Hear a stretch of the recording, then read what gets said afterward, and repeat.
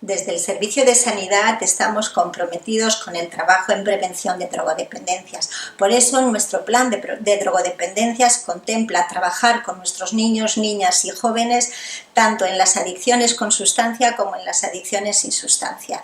En este caso siempre parece que haya más permisividad.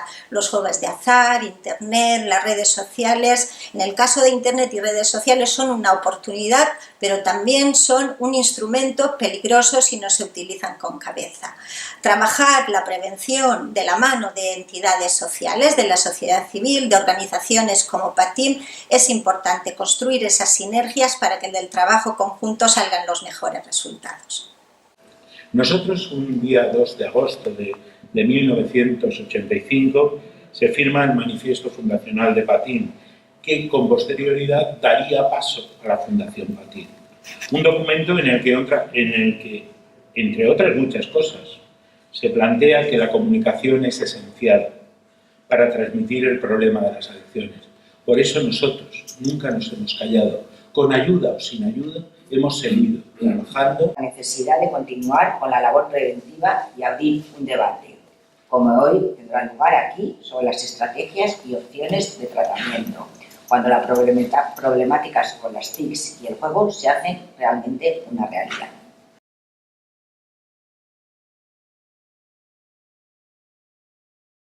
Lo que yo quiero simplemente es, primero, despertar la curiosidad en las personas que no tengan conocimiento sobre el tema, primero. Segundo, que recordar cosas que algunas personas de hemos determinado pueden tener olvidadas.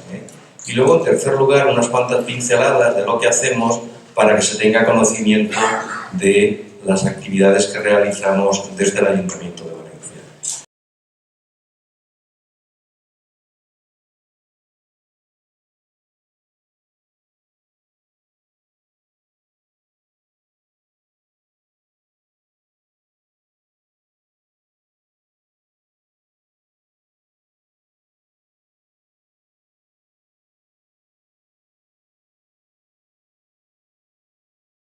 No pienses en el juego como una manera de hacer dinero.